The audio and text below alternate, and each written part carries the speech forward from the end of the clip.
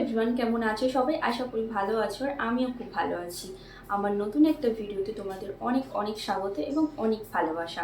তো আজকের এই ভিডিওটা কিন্তু কোনো রকম ব্লগ ভিডিও নয়। আজকের ভিডিওটা হচ্ছে আমার সম্পর্কে তোমাদেরকে কিছু আমি জানাবো। তো প্রথমেই বলে রাখি, আমার নাম অর্পিতা মণ্ডল। বাড়ি হচ্ছে হাওড়া জেলার শ্যামপুর থানার অন্তর্গত একটা ছোট্ট গ্রামে। তো আমি একজন মধ্যবিত্ত বাড়ির যেমন মেয়ে, একজন মধ্যবিত্ত বাড়ির বউ। তো আমার ইউটিউব চ্যানেল স্টার্ট হয় 2022 আগস্ট। তো আমার ইউটিউব চ্যানেল স্টার্টের দিকে কি হয়েছিল আমি তোমাদেরকে একটু বলি, আমি কীভাবে ইউটিউব চ্যানেল খুলেছিলাম বা ইউটিউবে এসেছিলাম।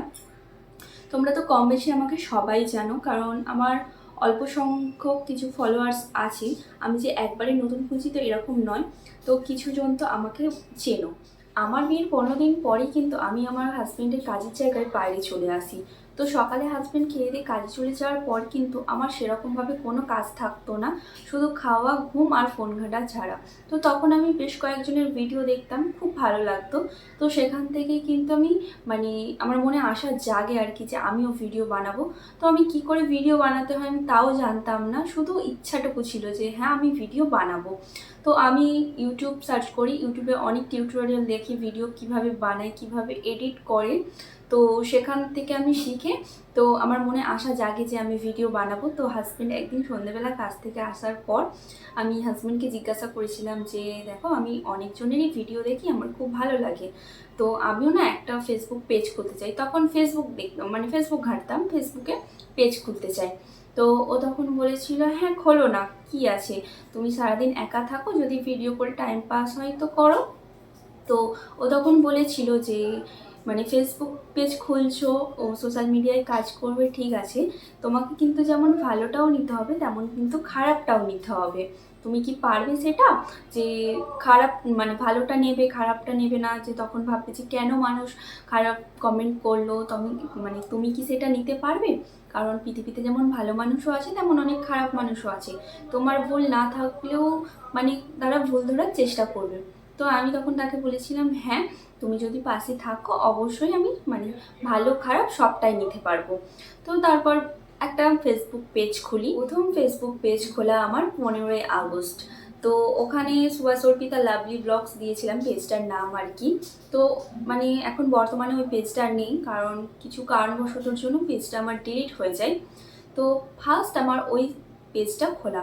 তো ওখানে মানে ঘরে সারাদিন কি করতাম না করতাম, ভিডিও করে ভয়েস ওভার দিয়ে, তখন কিন্তু আমি এরকম মুখেও বলতাম না, প্রচণ্ড লজ্জা করতো। এখনও যদিও বা লজ্জা পায়, তবু একটু একটু করে কাটানোর চেষ্টা করছি আর কি। তো ওখানে ভিডিও পোস্ট করতাম, ব্লগ ভিডিও পোস্ট করতাম, কিছু কমেডি ভিডিও। তারপরে যখন আমি ইউটিউবে ভিডিও টিউটোরিয়াল দেখতাম, তখন দেখছি কি ইউটিউবে অনেকজন কাজ করে। ওখানে আবার অনেকের থাম্বনেলে দেয়া থাকতো ইউটিউব থেকে আর্নিং করা যায়, মনিটাইজেশন হয়। তখন কিন্তু আমি ওইসব কিছুই জানতাম না। তো তখন কিন্তু আমার একটা ফ্রেন্ড, সে ইউটিউব চ্যানেল খোলে। তো তার ইউটিউব চ্যানেলটা আমার নজরে আসে। তো আমি তাকে বলি যে তুই এরকম ইউটিউব চ্যানেল খুলেছিস, তো আমি এরকম খুলতে চাই, আমিও, আমার যেহেতু ফেসবুক পেজ আছে, আমিও ইউটিউব চ্যানেল খুলতে চাই, কিভাবে খুলবো? তো তখন ও বলেছিল, কিছুটা বলেছিল, আমার মাথায় কিছুই ঢুকেনি। তো আবারও ফেসবুক পেজ খোলার 10 দিন পর আর কি আমি ইউটিউব চ্যানেলটা খুলি। তো হাজব্যান্ড আসার পর হাজব্যান্ডকে বলি যে দেখো, ফেসবুক পেজ তো খুলেছি, আমি এবার একটা ইউটিউব চ্যানেলও খুলতে চাই। তো তুমি কি আমার চ্যানেলটা খুলে দিবে? আমি না কিছু বুঝতে পারছি না কী করে খুলবো না খুলবো। তোমার হাজব্যান্ড তখন ইউটিউব চ্যানেলটা আমাকে খুলে দেয়। তারপর ফ্রেন্ডের সঙ্গে কথা বলি যে কিভাবে কি ভিডিও পোস্ট করতে হয়। তো ওই তখন সব কিছু আমাকে বলে, কারণ ইউটিউবের ভিডিও দেখে ফেসবুকে কিভাবে ভিডিও পোস্ট করতে হয় বা কি করতে হয় সবটাই দেখে শিখে নিয়েছিলাম, কিন্তু ইউটিউবটা বুঝতে পারিনি। তো তখন ওকে আমি বলি, তো ও কিন্তু আমাকে তখন সবই বলে দেয়।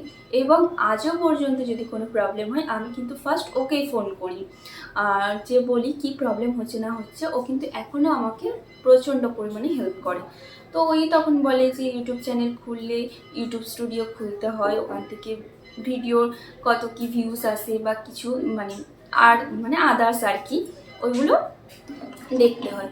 তো ওর কথা মতো তখনও কিন্তু আমি বাইরে আছি, ও আমাকে ফোনে তখন সব বলতো, আমি ওটা করেছি।